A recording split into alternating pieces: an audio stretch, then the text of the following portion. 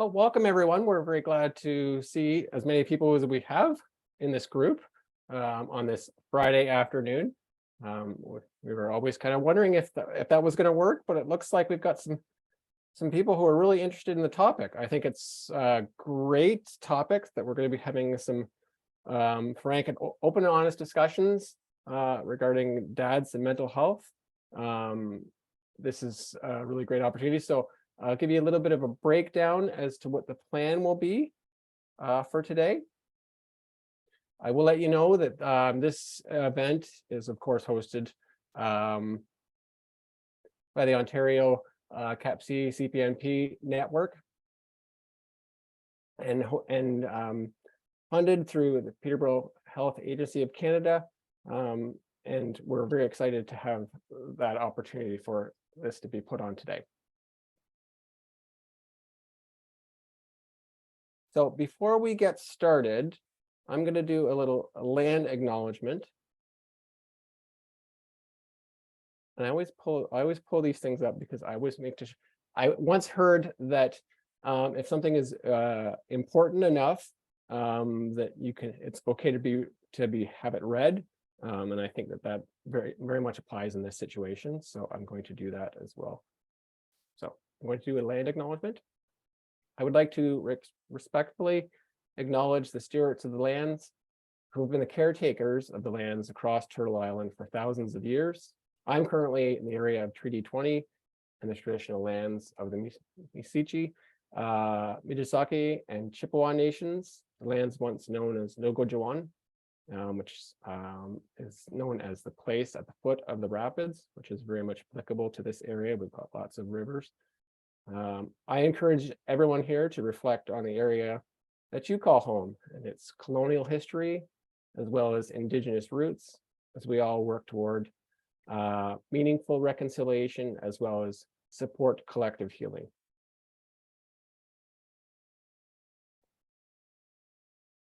I'm just going to give me 1 second here. I'm just going to quickly pull up some information here that I had. Introduce our speakers today. So firstly, I'd like to welcome Drew.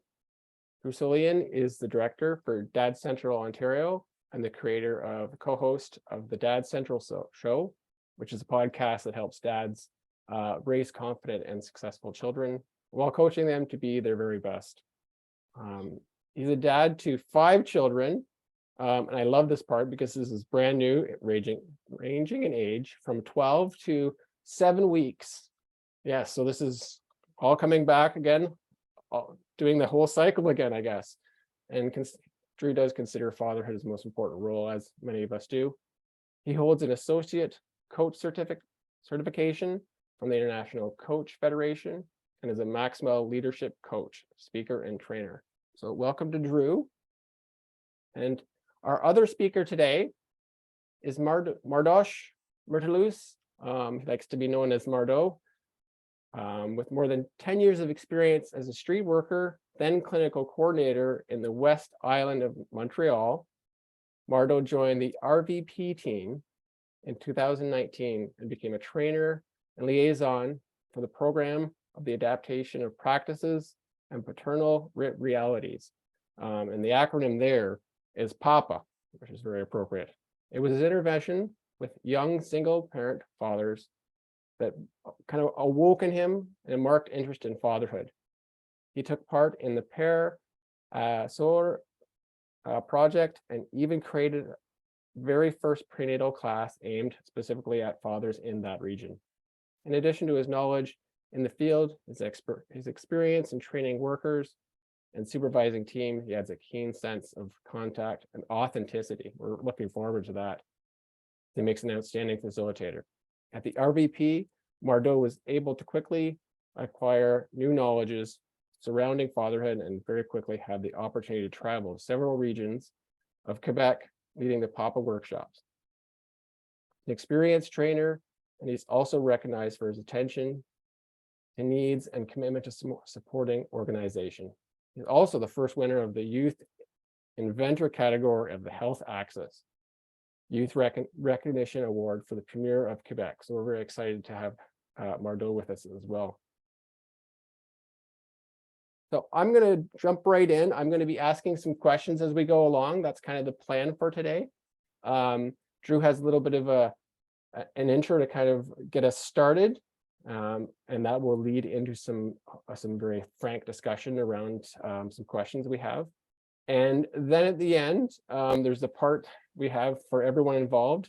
We're going to have some opportunities for some resource giveaway, as well as, so I want you guys to be paying attention. And Sydney, who's our CAPC CPNP lead of the network committee, is also going to be on the call with us today, and she's going to be monitoring the chat. So if you feel like you have technical difficulties and you need to ask questions that way, you're more than welcome to. We will try and kind of save questions towards the end. Maybe if we have time, we'll squeeze in some more questions for the audience as well. Drew and Mardoché, does that sound good? Yeah, that's perfect for me.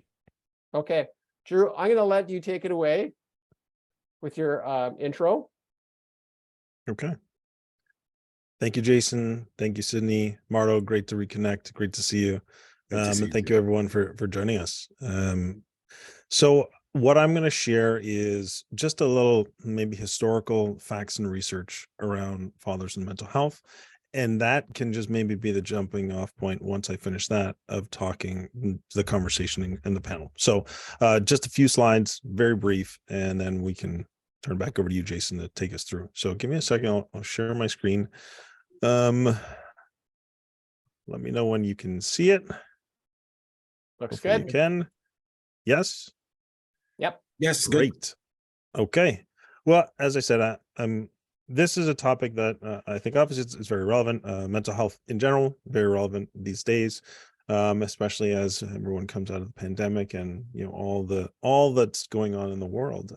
There's a lot to manage everywhere for everyone. So the reality is that it's not just obviously fathers. Everyone is maybe challenged in this area, but in particular, because fathers may not have the ability or willingness to admit or even open up about the fact that they may be having mental health challenges, or there are limited resources dedicated specifically for fathers, or there are just no screenings or even thoughts that are really relevant.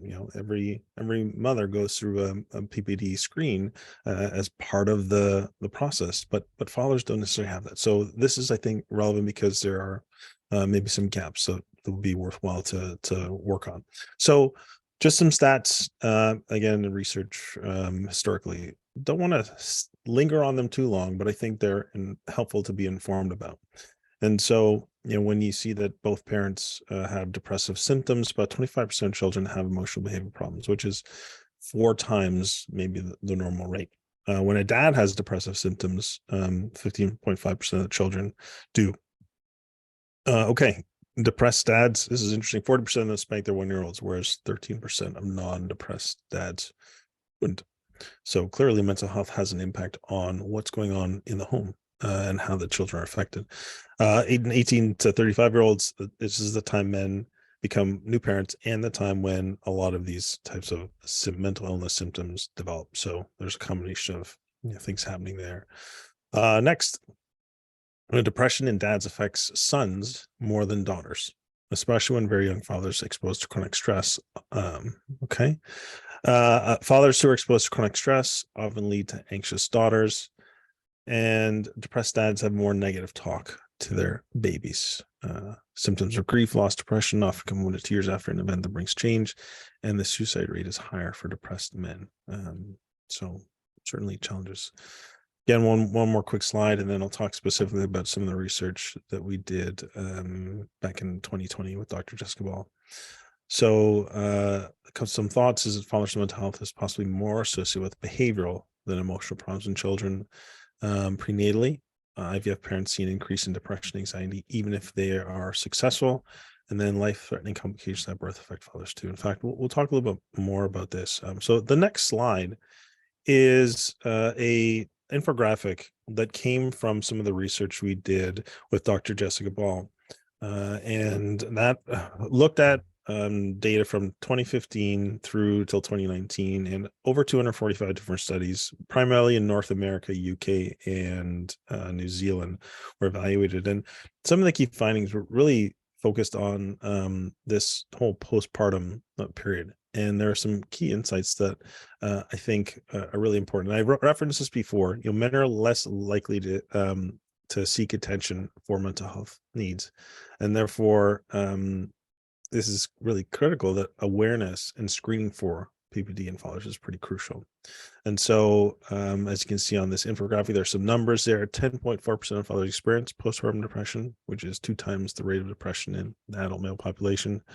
Mothers are more than 4 times as likely to suffer from postpartum depression if fathers experience it. So, this is a significant impact on the family. Definitely when if fathers are going through this, it doubles the risk of behavioral. We talked about this. Majority of the supports are targeted at mothers, and low income and low social support is a strong predictor. Okay, and so many of the, and when in terms of social support, dads in particular don't really feel that there are too many supports for them. And so here, those outcomes on the right-hand side, it affect postpartum depression fathers, affects their future mental health, affects the relationship with their children, affects the behavior of their children, and it leads to increased interparental conflict. Okay, and it also has an increase in negative effects on children's mental health. So from there, clearly, fathers and their mental health matters for the health of children, matters for the health of partners, matters certainly just for their own health and their ability to contribute to a healthy, whole, productive family. So just some important, I think, information that the research tells us. And so I will end there and turn it back to you, Jason. I think it's really interesting. You brought up some really good numbers there that kind of, maybe a lot of people weren't realizing that the numbers might have been that high.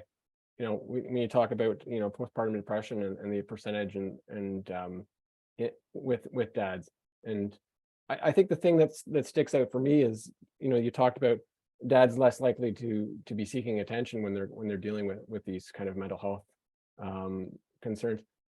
Mardo, I'm going to give you a chance to kind of jump in there. Any thoughts on any of that part? Any of Drew's presentation? Definitely. I think that the stats that Drew just showed us makes a lot of sense. And even here in Quebec, we're seeing that, like, how depression could really affect the kids, could affect the family. And I really like the one that showed that, dads that are dealing with a lot of anxiety and a lot of stress could cause their daughter to have those kind of issues later. And this is stuff that more studies right now are starting to show and put into light.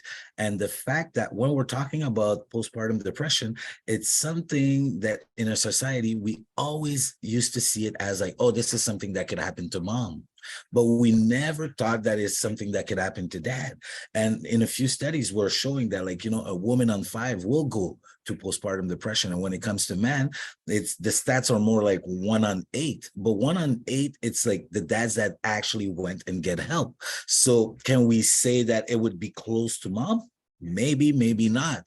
But I think just the fact that, like, studies are out there, or putting the word out there. And even in prenatal class, we're starting to let men know that this is something that could affect you.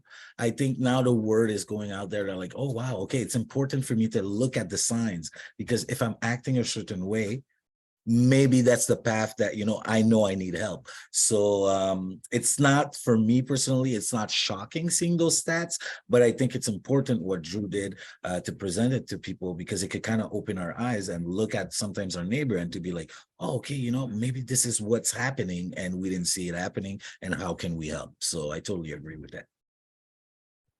Maybe if I can just hop in there. Thank you, Marta. No problem. Really well said. I think of in 2019, Movember published a study about fathers in the transition to fatherhood. And, the bottom line that they're really trying to promote was just the value of social connectedness to men in general, but social connectedness to dads at one of the most difficult transition points in their life. But it really did cite some interesting things about the unwillingness or unlikeliness, even with a close friend, to be able to confide in or share some of the things that have that might be affecting them, and the fact that they all, like a majority of them, indicated that the transition to fatherhood will increase their levels of stress, many of them significantly, but then there's no corresponding outlet for those additional stressors. I mean, the other thought is, Huffington Post published an article maybe about 2018 that talked about, dads feel this intense pressure and weight around, becoming a dad, but they don't feel like they can talk about it anywhere. And so, it's actually a recipe for more problems if it's, one, not acceptable to be able to talk about it. Two, it's not even viewed as an issue or a problem, or that there could be some signs that would point to it. And three, we don't have the right type of support for fathers in this process to be able to get the help that it would be so valuable just for them, but also has a corresponding, I think, multiplying effect within the family. And if I could just, if you allow me, Jason, if I could just add something to what Drew said, is that also, let's not forget that we're in this this time right now that, like, yes, we're talking about dad. We're trying to, like, tell people how dads are important, but we're still in a society that when a couple is having a baby, we're telling the dad how important it is not to stress mom. So even if you stress, he can't even tell his partner because he doesn't want to stress her. So how do we want him to, like, kind of like talk about it if, like, the message that we're sending out there is like, don't stress mom, be there to support her, but who's there to support us, So this kind of language has to change, and I think that's what we're starting to do, I'm gonna pop in. Sorry, Jason. Yeah. I got a All good. beautiful email, maybe a year ago, and it was from a mom to be, and it laid out this. I'm so grateful for my partner. I really appreciate we're going through this process. I feel so well supported as a mom, but I know that as we go through this process, I'm more concerned about my partner, and there's no one really available to support him. What can I do? Where do we go? How do we get support from him? Because he is so important to me. And so it was just really a beautiful expression of, That's true. she's seeing the support, she's seeing and feeling it, and she knows how important it is, but she just also wants him to have that same type of support so that he can just get what he needs. Well, and how impactful is that to be hearing that from the mom? I think that's amazing. Yeah. I think it's really interesting too, because we talk about, whenever there's a challenge in life, what would good look like? So if dads are less likely to seek attention and, are still struggling with these situations, what does good look like? What kind of things can we do as organizations? Like, what do we need to do to support them more? That's a big question. But if you want, I could start. I Yep. think the first thing would be for organization to recognize that, like, working with dads is not the same way that we work with moms. To recognize also that, like, in our own organization, we need to put stuff in place to make the dads feel welcome. So it could be physically, or it could just be in the way that we approach the parents, in the way that we post our activities. And here in Quebec, that's the thing that a lot of organizations were realizing. They're saying, oh yeah, we're doing activities for families, but dads, they see it and they're like, yeah, but family means moms and kids. So we need to use the word father. We need to use those kind of words, fatherhood, for the dad to feel like, okay, this organization is actually talking to me. And also just in the way that, like, we're going to do the registration in some organizations is like, okay, we have the email of the mom, so we send the information to the mom. But if we would have both parents' information, we're able to send it to both of them and to make sure that, like, both of them are aware, and not just sending it to mom for mom to give the message to dad. So this is one of the things that I know that we're working here with organizations in Quebec that could improve the collaboration and also the presence of that in some services. Very good. How about you, Drew? What would good look like for us? Well, I mean, part of this research, there were, I'd say, 10 recommendations as well that, and maybe what I'll do, Jason, is I've got an infographic for that I can pop up that has 10, I had a I think, feeling you would. very practical, very doable, low cost things. Because many of them are, to what Mardo was saying, about creating the right environment and creating the right, the feel that when a father enters your facility, that they feel welcomed, included, and valuable to the parenting process. And so give me a second. I will work on pulling up, I just had them actually. I'll pull up those, an infographic that says, these 10 ways that we can support fathers better. So go to Mardo or somebody, and I'll pull this up quickly. It'll take me a moment. Mardo, what else would we need to what would good look like for supporting dads a little more? But I believe, and I'm sorry that I'm talking like for my organization, what we do, but I believe that a lot of people need training on how to work with dad, because unfortunately we could see it like in the organization, most of the workers are women, especially in the social field. So for a woman that's been working with a lot of moms for so many years, there's this kind of language that she's using. There's this kind of like way that she works that when a dad comes in, it's not the same way. So we need more training to help workers understand, what can I change in my practice to make sure I could include dads in my services. So because some people are just not comfortable there. So we need to know a little bit more about those things. And I see, Drew, you've pulled up the infographic. Yeah, absolutely. And so, I mean, I think the important thing again that came from this was just showing how much Canadian fathers care about their fatherhood role and they want to be involved. And so here's, 10 ways that we can help support fathers. I mean, the other thing that's not on this infographic is really the 3 big areas that dads need, that type of support. I know we're talking mental health, but this is in general. It's one, having the skills and confidence to really engage in parenting. 2, it's the ability to balance all the demands of work, home, maybe even your health, all those responsibilities. And then 3, to feel like you have the financial and social resources needed to create a caring and stable home. Those are the 3 big areas that when you are able to, provide support in one way or another in those areas, a father's going to be much more positively involved. They will. And so these are the things, and it started with, helping them feel welcome, included, and valuable. Actually asking dads. It was one of the surprising findings from this research was that dad's opinions actually are relatively absent in research, meaning that a lot of the answers that are extrapolated is actually from partners. So dad's opinions that aren't, it's the partners' opinions of the dads that's included as part of the dad's research. So that was kind of surprising. And having things on hand, readily available. I've used this before, but I attended way back in 2011 a presentation about employee orientation, and the difference when you have a really effective employee orientation makes to helping a new hire get up to speed, but also their length of tenure and their productivity. I mean, exponentially different when you do orientation well. And the key line that the presenter had was, what if every employee came into the building feeling like, we knew you were coming and we're really glad you're here? Imagine if they just left with that impression. Imagine if every dad who interacted with us as a family service organization, that they got the feeling that, wow, they really knew I was coming and they're glad that I'm here.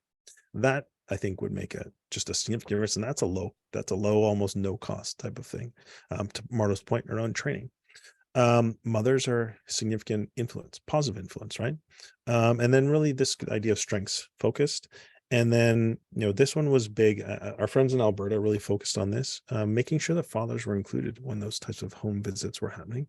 Again, depending on the organization, somebody that. So, and so the final, 4 are father-friendly practices, offering flexible father-focused programming that are at times that would meet when fathers are, and then focus on these specific populations of fathers. And if we're talking about fathers with mental health, it's kind of harder, I'd say, but you can focus on these special populations of fathers. Yeah. So those are, I think there was a question in there about, I'm happy. I think I'll try and attach this in the chat. So if people want it, you've at least got the document. If I can do that, it looks like I should be able to. So I'll just attach it for people and you can take this, this one away. That would be great. Yes. Yeah. Sydney, do we have any comments in the chat that we need to? Just trying to pull up the chat here. I don't think so. I had noticed Okay. the request for the PDF, and I'm just seeing, a conversation that people are agreeing with what's being said and sharing their stories. So hopefully I haven't missed a question. And Okay, thanks great. for attaching the document, Drew. I see it there. You're very welcome. I think it's really powerful. Something as simple as the whole idea of that a dad can come into a program and you're kind of like, we knew you were coming and we're glad to have you, and how impactful that can be. But the other part for me that sticks out is the kind of the connection with the moms. And so I know when we started running programs and we were trying to encourage dads to come to our programs, we were having a lot of challenges reaching dads. And finally someone said, well, we've got lots of moms coming to these programs. I wonder if they would be eager to have some of their dads, some of their partners come out to these programs. And ultimately, yes, that's kind of, so we do this kind of this two-tiered approach to letting dads know about programming. And it's, we try and reach the dads, of course, but also the moms. So we're all constantly telling the moms about the programs as well. So I think those are really big things that are happening out there that need to happen in terms of making dads feel like they're welcome. And I think that's big.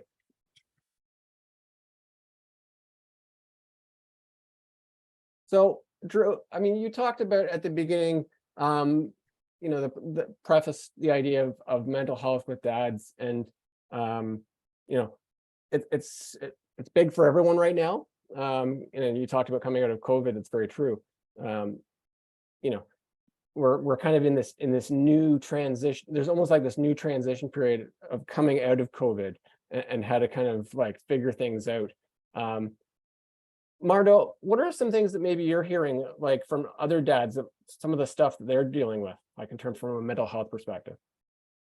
So if we take COVID, for example, okay, we did some surveys and some research here in Quebec about the distress that some fathers were going through during COVID, and the numbers that we got were extremely high.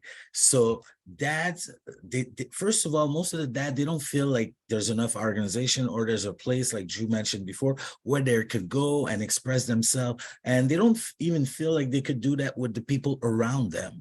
So with COVID that came, and I'm going to talk about especially the new dads, the ones that were starting a family, it was even harder, because tell yourself this, when you're having a baby and you go in a doctor's appointment and even the doctors are not even letting you go in, it's just mom, what's the message that we're sending to those dads? Like, you're really not that important, it's really mom and the kid. And so that had a hard time, during COVID. And even now, what we're hearing is that, yes, we're in a society where things are moving a little bit better for them, but the services, we're not seeing them.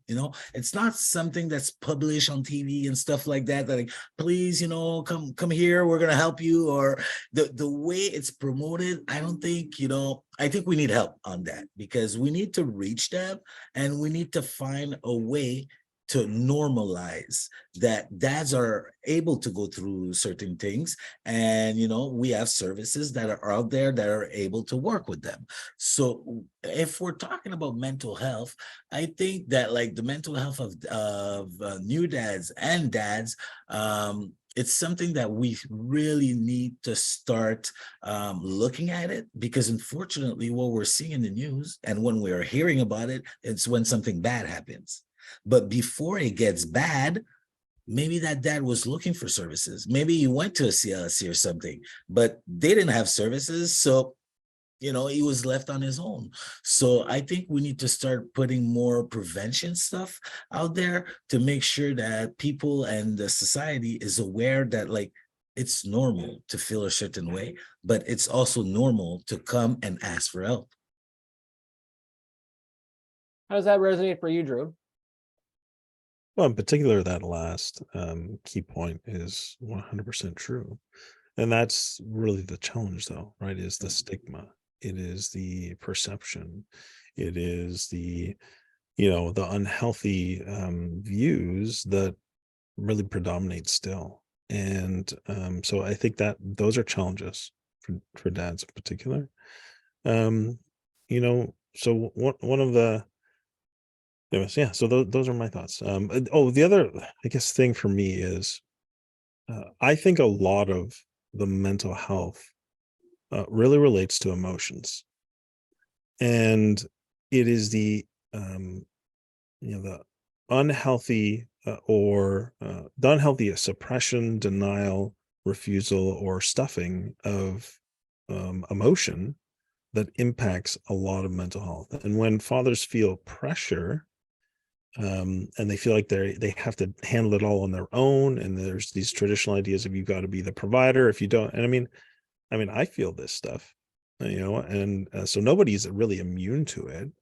But if you don't have a healthy understanding of emotions and your own emotional makeup and what's going on in your emotions, the ability to actually accept your emotions, to be able to process your emotions in a very healthy way, and then maybe even be able to share those emotions with someone else in a safe space or safe environment that you'll feel understood, and it's okay, then we really, I think we exponentially increase the mental health struggles that the dads have. So that's just my thought in terms of father's mental health, and the connection to emotions is really big. Mardo, you look like you wanted to say something there.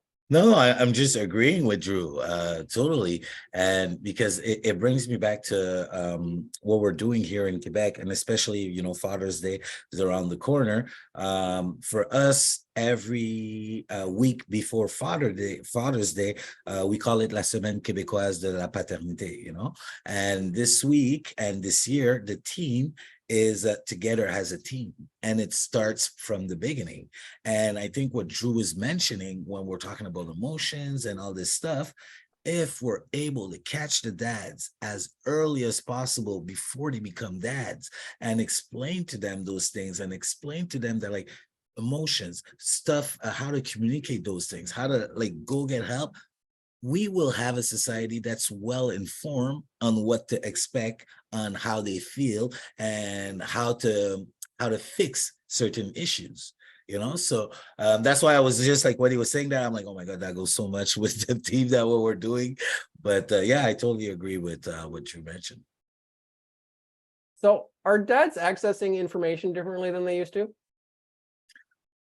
From our perspective, one of the needs that we hear from different research is that dads are trying to reinvent the model of paternity that they had.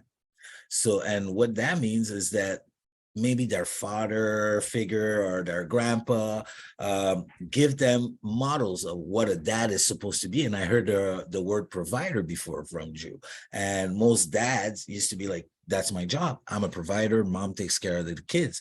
But now we're seeing in the society a lot of men that wants to be the one that take care of kids, especially here in Quebec when we're talking about paternity leave, parental leave. We're seeing a lot of dads that are taking the parental leave and that wants to be implicated, that wants to spend more time with their child. So we do see this change, but we're not where we would love to be, obviously. But I think more and more you're seeing that dads are looking to tell society, hey, you know what, I want to be involved, but is it okay?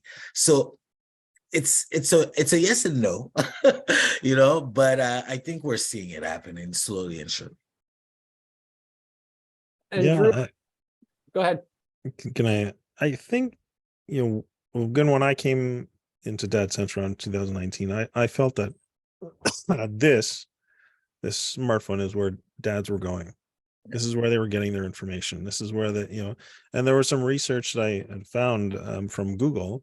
Sorry, not like meaning like Google produces like a marketing white paper. And so they talked about these how to, or I want to buy, or I need moments. And people basically search, how do I burp my baby? How do I change my baby's diaper? And so there was a significant uptick in dads basically Googling in these how to, or I need to, or I want to moments. And so, this is where I think dads get all we all walk around with these little supercomputers in our pocket that we're glued to in our face all the time. And that's really where I think dads are getting information. The next one is, now that we're coming out of the pandemic, is, social circles, right? Social circles, and then partners, moms you mentioned before. Those are a big place where, dads get their information. So I think, to me, the digital space, their social circle, they relate with, and then their partners are like the big three of where dads are getting their information from.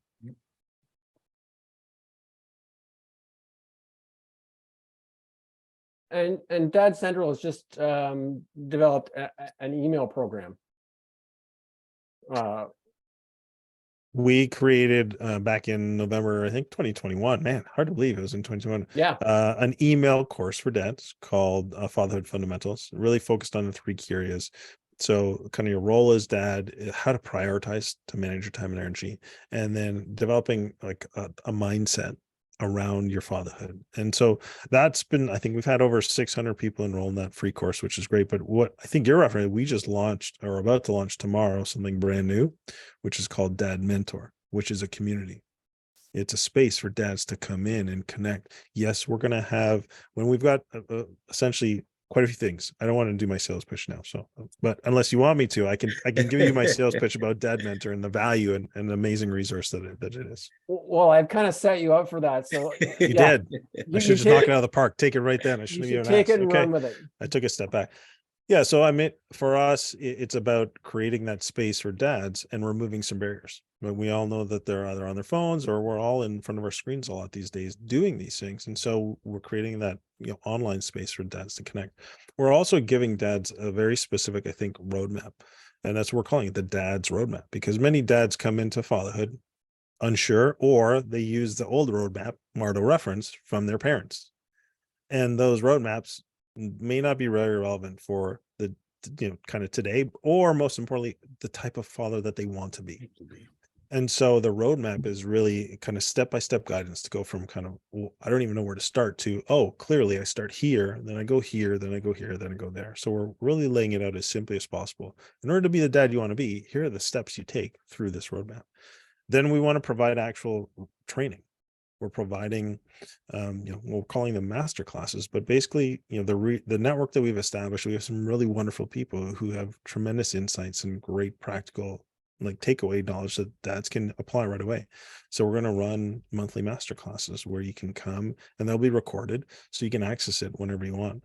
And then really you get the community aspect. So we're going to have a monthly, kind of join the group, essentially, like it's Q&A. A facilitated Q&A, and then we're going to actually have one just casual drop-in. And then we've got, Dad Central has created resources for, I don't know, 10 plus years. And so we've curated, though. I mean, you could easily get lost and overwhelmed. So we've curated resources on those main topic areas that really are those pain points for dads in a dad's resource library. Topical access, combination of webinars, actual like digital resources or podcast episodes that are very to the point and focused on their most important needs. And so that's Dad Mentor, and we're launching it tomorrow. Oh, it's nice. And Mardo, what kind of programming are you doing in Quebec that you seem like you're getting some really positive results from that dads are really interested in?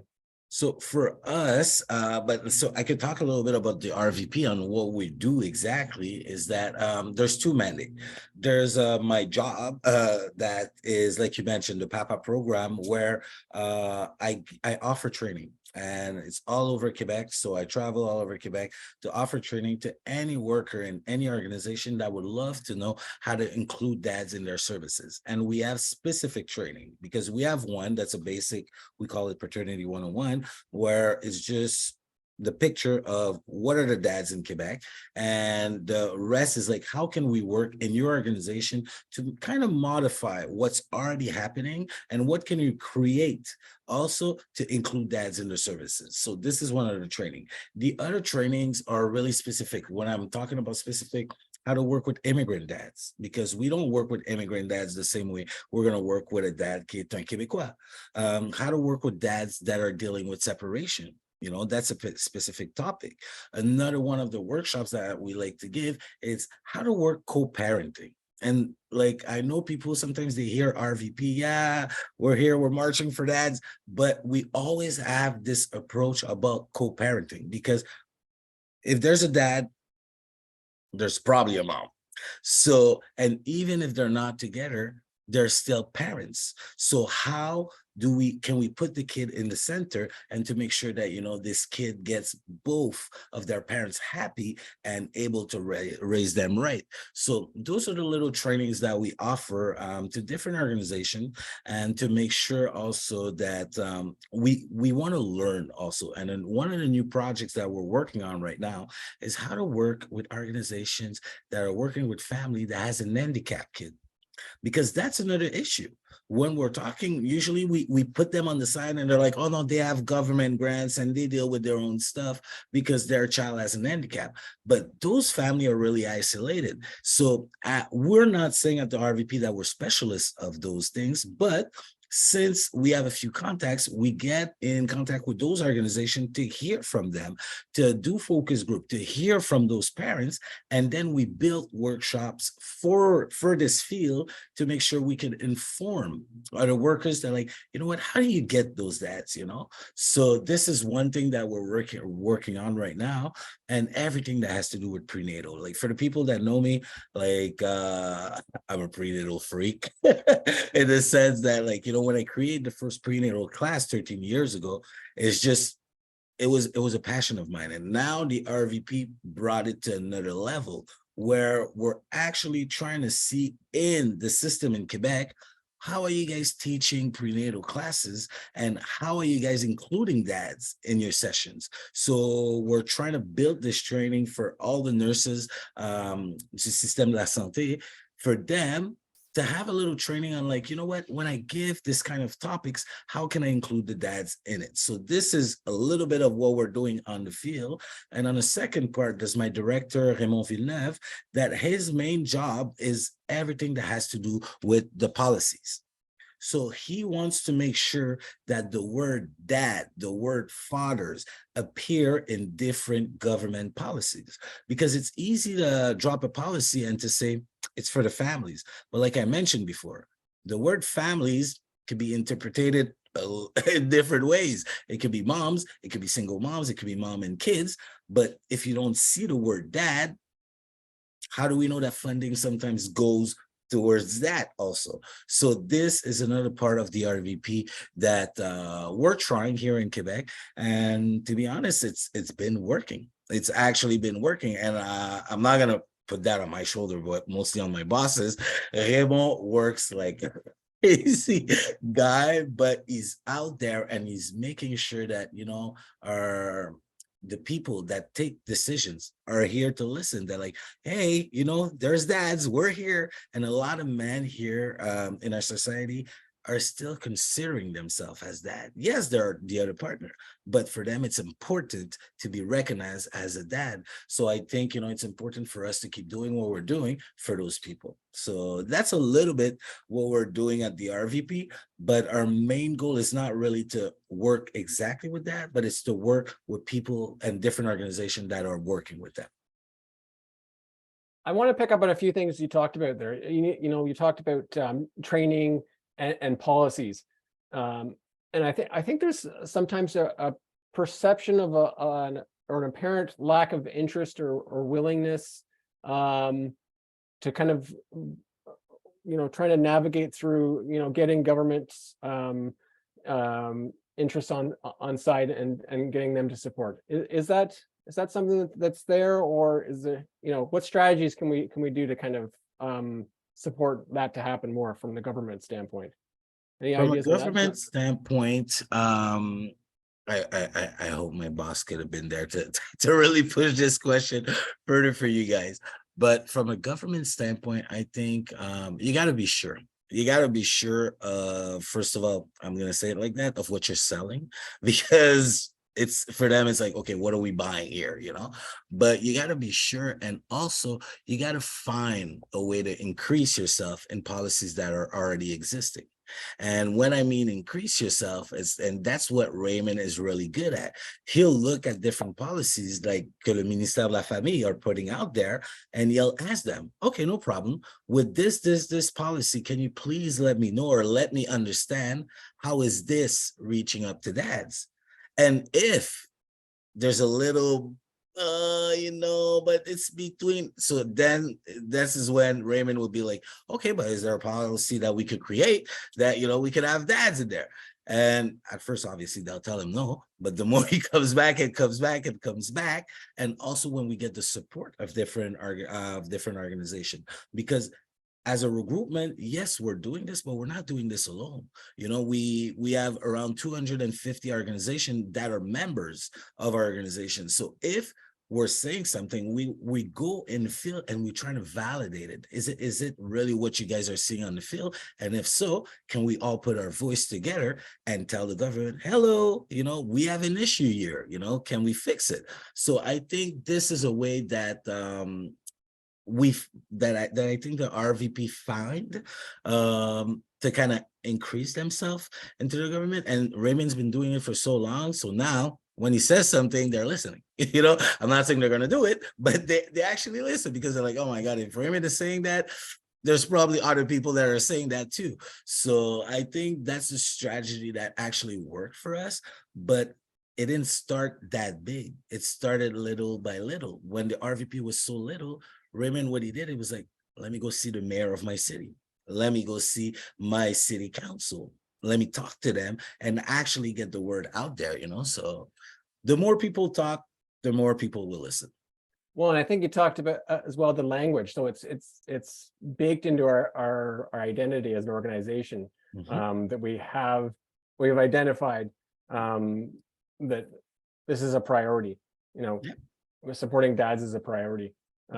Drew, how about you, in terms of your perspective and trying to highlight the importance of dads for policymakers and organizations? Well, I mean, what Mardo described about Raymond is absolutely true. And one of the things that I got to really admire and appreciate about Raymond just in the brief times that I've connected with him. But that takes a lot of energy, takes a lot of persistence. It takes a lot, but that's what's made Raymond so successful. So, I mean, from my perspective, I think that we have done the same at Dad Central to create a toolkit for organizations that they could take and do some of that evaluation. We run trainings called the Mind Dad Matters. We've also then built a program that could be applied with minimal effort and minimal resources to actually serve dads and families. And that was our Super Dad, Super Kid. So, we've come at it from a different ways. And then I think a big focus that Brian had was to try and create this community of practice. So similar to what Marta was saying, they've got 250 organizations who are members. Well, now they've got this unity. They've got this collective voice that is also supported by the parent organization over top. And they're gathering these insights and information and sharing it, getting proof of concept in their actual on the ground, but then filtering it back up. And that process, I think, is a very powerful one, because it's a collective voice. It's not just a one voice or one, or it's collective, and it's also sourced from, what you're experiencing in your communities. Is you're serving directly to whoever it is you're serving. And so that is, I think, a great process. So I'm not sure that I'm adding anything more. I'm just saying that and the other I'd say a benefit, maybe it's an advantage, is that when you look at the province of Quebec, socially there's a lot more I'll say policy that supports the father such as the paternity leave policy that has been in place in Quebec since early 2000s.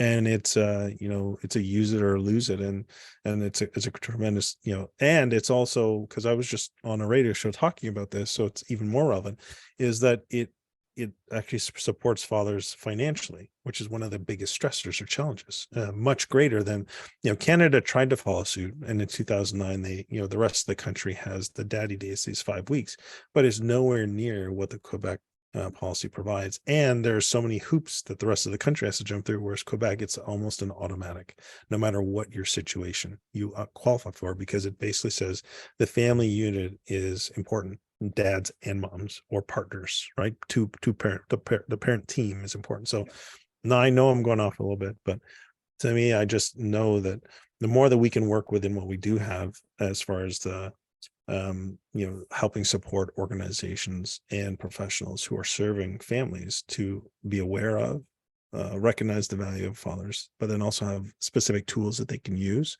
to engage and offer support, and then also collaborate together. I think we'll be more successful when we don't have some of the benefits that the province of Quebec has.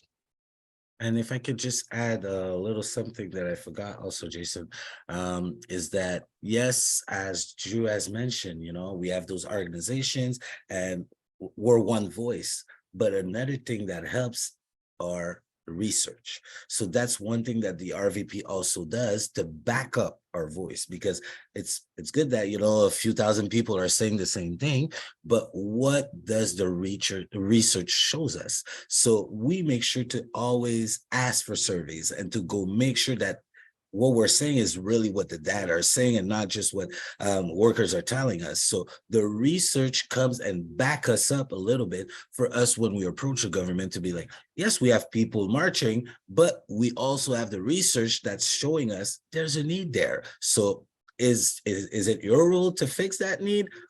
If so, what do we do? So the part of the research, I think it's a part that we can't forget, that it's really, really important also when we're trying to approach a government.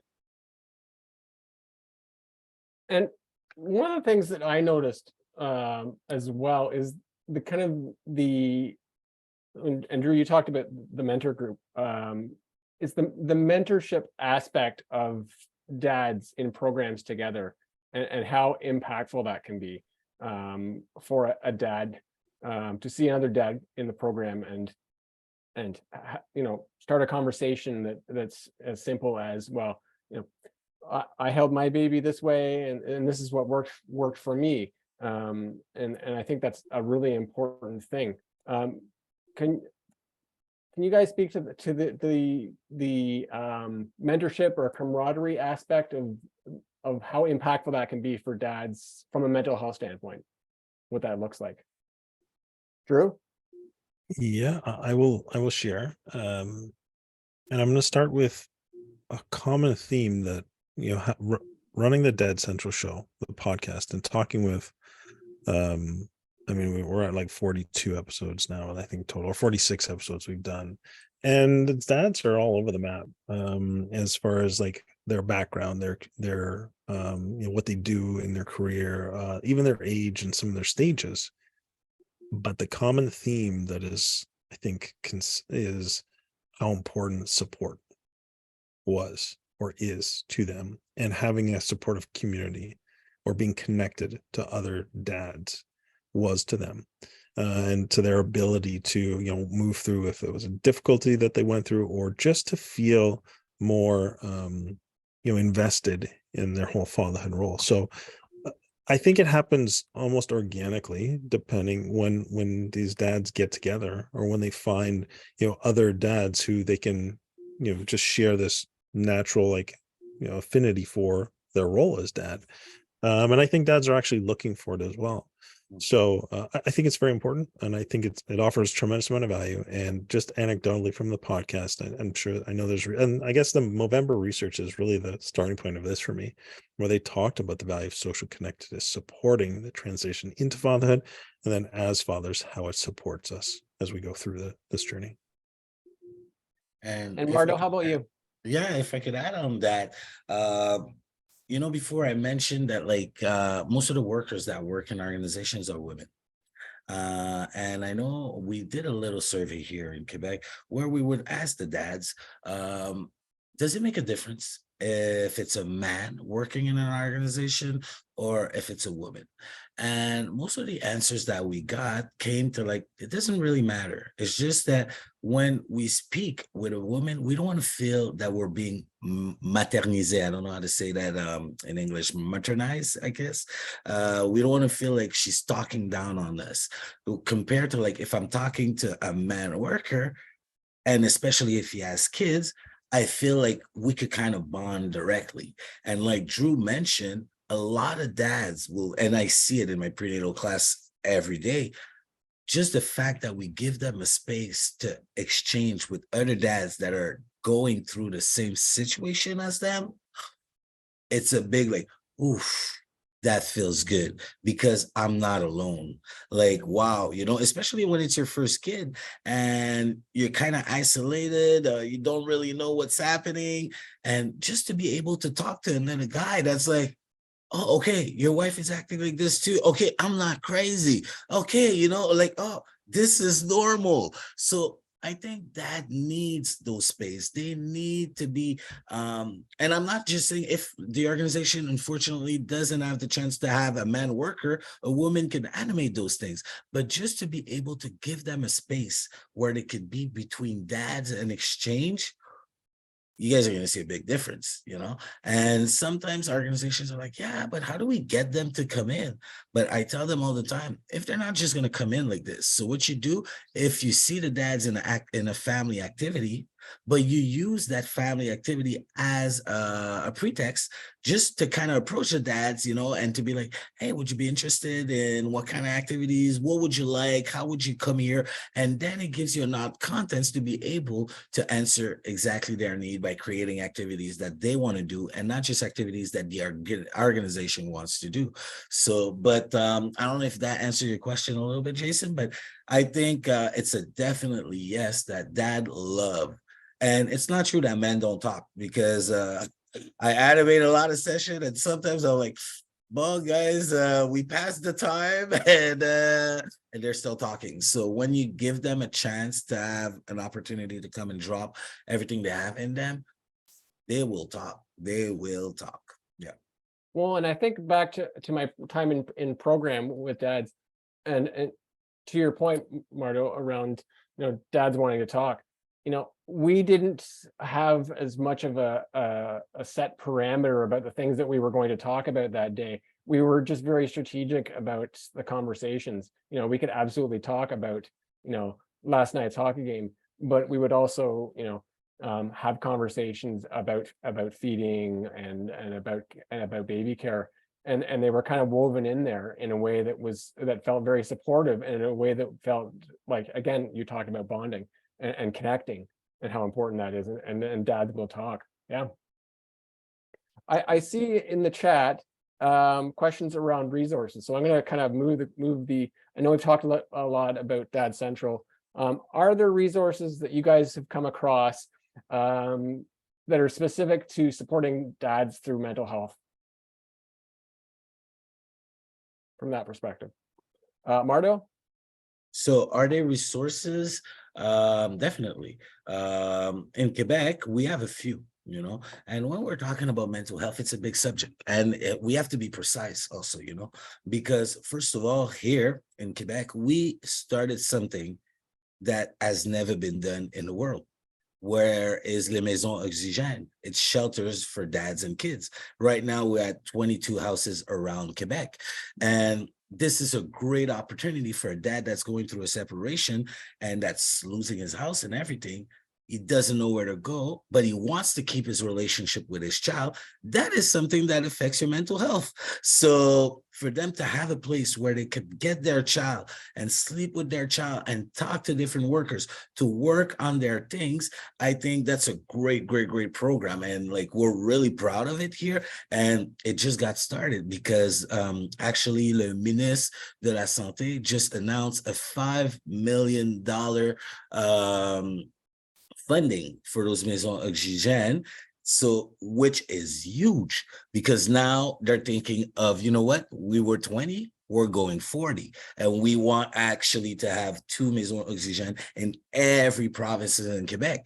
So, and this is something that I think should be all over the world, you know, like all over Canada. Let's start with Canada. It should be all over Canada because at first when it started, people were like, yeah, shelter, dad, kids.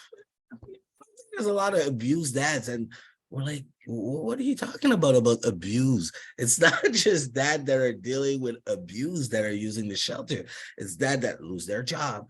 Situation happens, you know? So I think when we're talking about mental health, this is one of the things that we have here that really helps. But we have different programs in different organizations that will attack, especially mental health for dads, and that will offer programs specifically, you know, to help those guys. But I won't be able to like tell you exactly all the organization, but the biggest one that I could think of was Maison Oxygène, and I think they're doing a great job, you know. Mardo, are you able to put the title of that in the chat?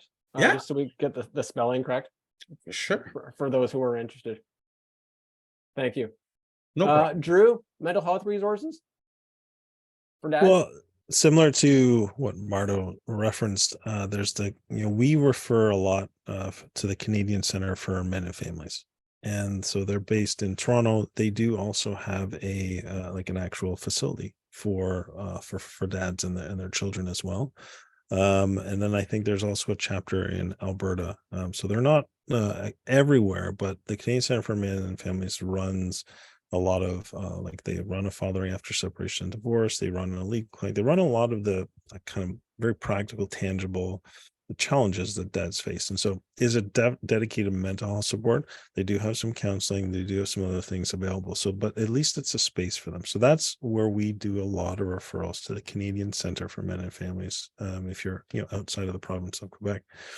And again, regionally, there could be very different resources available, and I think the real challenge is in like rural communities, right? Rural northern communities, a lot of isolation, indigenous communities, just a lot of significant challenges and barriers. So I'm not sure that I'm providing much of an answer here in terms of resources. There are self-serve resources as well that fathers can engage in, and those can be as simple as finding a resource online, finding a book, finding just a safe place there. So I like to look at it as, if a dad's looking, he can find something. The other one is headsupguys.org. Thank you. I was just struggling to get. They are, again, funded by Movember. Our friend Dr. John Olaf, who's the men's health promotion chair out of UBC, they did some great work, and they've got something called headsupguys.org, which I think again eliminates a lot of barriers. It does, really.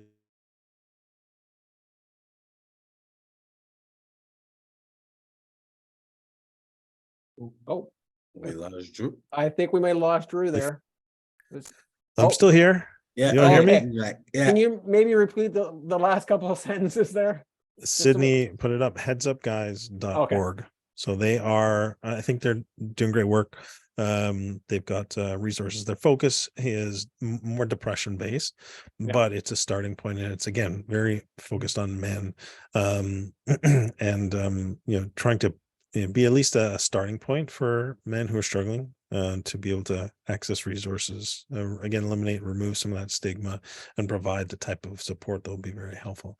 But I think that CAMH also has, mental health support resources, and they're pretty extensive. So that would be my just brief. Excellent. At this stage. Yeah, those were on the top of my list as well, actually, for sure. Sydney, I know you've been monitoring the chat.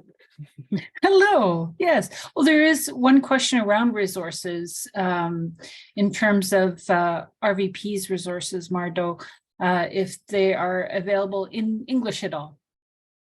Yeah, it's actually funny because when I got to the RVP in 2018, all the workers were only speaking French, and even Raymond, his English was not the best. I'm gonna say that like that, but he's still understandable. But we didn't really work with the English speaking community until I got there. And when I got there, they're like, "Oh, Maldo, you speak English? Oh, okay, that's great." So, you'll take care of the English part. So since then, we've been having this partnership with CHSSN, where we kind of focus right now on supporting also the English speaking community all around Quebec. So every tool that we create now are translated in English, and we make sure that like when we meet a new organization that are working with the English speaking community, that we put it more upfront. So I don't know if that answers a little bit the question, but we're trying, I know we have like, we've been doing it for over 20 years without the English, but right now, everything that we do, we make sure that it's really inclusive for both language. And we make sure that like anybody that needs those kind of training also in the English speaking community, we offer that to them. Thank Very you, good. Mardo. And thank you, Michael, for asking. Mhm. Okay, And I just want to mention also, I'm sorry, Joyson, go ahead. if people go on the RVP website, you guys will be able to see a bunch of different tools that we created with different sectors. It could be les CPE. Les CPE is mostly like the daycare, les alte garderie, everything that has to do with prenatal. And we created different tools when it comes to co-parenting, and all of those tools on the website and on CHSSN are available in English, and they're free. So those are tools that you guys could use. You could use them in your organization if you're trying to build a workshop or something. So, and if you have any questions, you feel free to give us a call, and if we could help you, we'll help you out, definitely. Thank you. I always think of with these discussions and webinars, there's the notion that you go away and you write some stuff down, and then the next day you've already lost. I think there's an actual percentage as you go through like a week, and you get down to about a week, and there's like about 5% of the content that you remember. So I'm gonna pose a challenge for you guys. Of what one takeaway would be for our group. They're working with families, and what would be one takeaway you would want them to remember when working with dads? Give you a couple seconds to think about that. If you're ready, jump in. Okay. So if there's something that we have to remember, from my perspective, would be working with dad could be difficult for some organization. Some organization that have been working a lot with moms, sometimes they see it like, oh, it's extra work, but it doesn't have to be. It doesn't have to be. You don't have to start new programs. You could just adjust the ones that you guys are already doing, and little changes like Drew was mentioning before could make a big difference in telling dads how they're welcome in your organization. And sometimes we still have a hard time reaching up to that. So what we have to do is how to work with moms to make sure that even in the mom's head, that the organization is inclusive for dad. And that's the big part, because some women, sometimes in our organization, we see it when we start doing stuff for dads, moms get a little bit jealous. Well, oh, why is the dad getting this? And so sometimes we have to work with moms for mom to leave dad some space, to make sure also moms understand that this organization, when they say family, it's for me, it's for my partner, it's for the kid. So that would be my advice, to work with moms to get to dads, but also to make sure that dad feel welcome in all your communications. Well, I think you raised a really good point. I mean, there's lots of research out there to show the benefits of involved dads in the lives of children, and I think if you look at it through that perspective, that whether you're working with the moms or whether you're working directly with the dads, that ultimately you're supporting the family, and I think that's what we're all doing, and that's the most important part. Drew, what's your one takeaway for the group?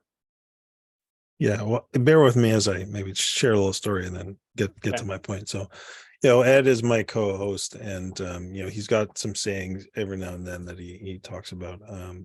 And one of his sayings is, he's like, I like to say, we're not doing hard work, we're doing heart work. And so this is really what I think is not the easiest, can be hard, but is maybe the most important part of working with dads, is recognizing what we are bringing to the table, or what is maybe even inside us that's getting in our way of being able to actually acknowledge or even support dads as valuable to families. And one of the things that comes up in our trainings when we do the My Dad Matters is, what are the experiences that you have that bring, your perspective or your biases? Are your assumptions of dads on the positive side, or are they on the negative side? I just had a conversation with a woman in Halifax who, Halifax is now, from their Department of Community Services, doing a Fathers Matters like focus. So they're like, hey, we got to focus on dads. We got to do stuff. And so, but she's worked with dads many times, and she used to be going into homes and families, and, the reports that she'd be like the eighth or ninth worker going into this home, because she was like the problem, like, okay, we've exhausted all resources. You got to go in. And she would look at the notes, and it would be like, dad's this, and it was all very negative about dad. But then she would go in and she would approach it, and she would like, did you ever do this? Did you ever do this? Like, none of the basics of supporting the father were actually ever done by many of the previous workers. And they all had these negative, perspectives of dads. And so, I think that's why I say the most important maybe advice of when you're working for dads is, what do you got in your experience that is, either helping you be willing to engage with dads, or maybe hindering your ability to engage with a dad on a playing field of a dad has strengths, a dad has value, and a dad can contribute. I like that. I know everybody's camera's off, but I feel like, there's some things there's some nuggets of information that are yes, they're great taglines, but they're deeply rooted in things that are very true. So I think I thank you for sharing those. I'm going to go to Sydney again, just because I see the chat Hello. kind of filling up again, and wondering if there's anything we needed to kind of wrap up there. I'm not No? seeing any questions. Again, more just conversation, people sharing some of their experience and Great. how they are reaching out to dads. So just more conversation, which is fabulous. Mhm. I love what just went in the chat right there. Yeah. Those dad specific diaper packs. There you go. Mhm. Mm. Yeah. So the last thing we wanted to do, Sydney, and I'm kind of defaulting to you a little bit Yeah, on this. sure. Was The giveaways, I was hesitant to call it a giveaway, but since you resource did, resource giveaways. We don't call them prizes. Oh, I just Right. did. No, they're resource giveaways. And oh yeah, we could move into that as a way to So- wrap up this time together. I actually want to check in with Blanca, who has been able to join us, and we've come up with actually 5 really great questions. So I'm just going to have an Oprah moment. Instead of saying 3 books, we're going to give away 5 copies of a book that Drew suggested called The Body Keeps the Score, which is a really great resource on mental health for sure. So I just wanted to check in with Blanca. Did you want to come on, Blanca, and say a few words? I guess I am putting you on the spot a little bit here. There she is. Hello, Hi. everybody. Hi. Hello. I'm so sorry. I was supposed to be here to do intro and welcome remarks, and I We had can do one of those. closing remarks. we moved you to the Yes. outro. You're not the intro, you're the outro.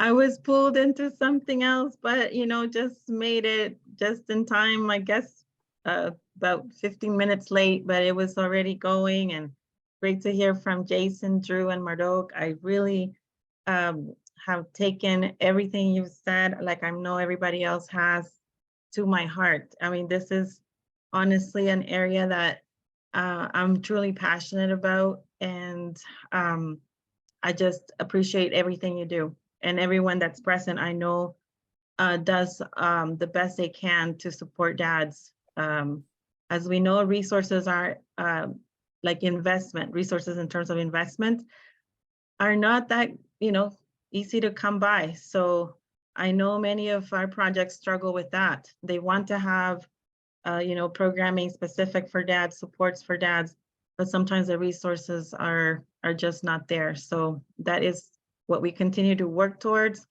And I think the work you do in the policy realm and getting your messages out is helping us to hopefully get there. So thank you. And we did have, Sydney, you want me to start with some questions or? Well, yeah, how about we do it this time that, why don't you read the question out and I'll paste it in the chat and then I can keep an eye on the first person to respond correctly. How does that Okay. sound? Okay, so let me just, Everybody warmed up and ready? yeah. So when you, here, let me make sure I've got the right thing set up here. All right, so I'll paste it in the chat and you read it out. How does that sound? Okay. Okay, so So- we're doing that first one. The first Okay. one, Oh, so it's like there it a is. fill in the blank. That's right.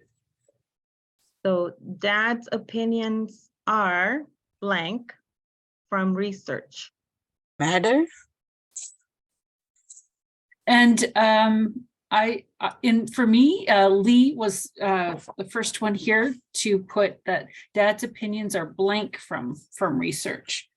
So we've got Lee Gibson, who I know very well, so don't worry, I can track down Lee and get her a copy. Congratulations. Right. And I see some people put valuable as well, which I think is important, right? Which is why we want to shift some of the dynamic that Drew was talking about in the practices of our research practices. Great. So I'll put the second question in the chat here, Blanca. So we had, in terms of messaging for dads, something that was said, but very simple, to welcome them. We knew you were coming and we are blank. You are here. Hey. Very simple, Awesome. but means so much. And I'm making a note here that Rebecca was the first to respond, glad.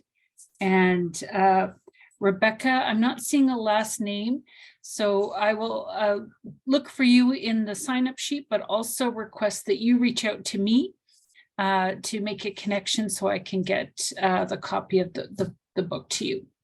Oh, Rebecca, T-O-T-H. Okay, that's helpful. Toss. Great. Okay.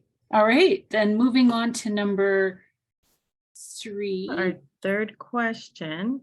Yeah. So Mardoché mentioned that COVID-19, they had done some surveying and research with dads, and that they found that COVID-19 was hard in general for dads, but it was especially hard for blank dads.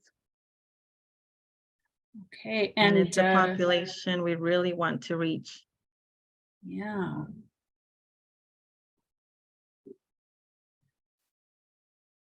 I'll let a few more come up here, only because let's see, really some great answers, and I'm sure some truth in all of them with single dads and rural dads, working dads.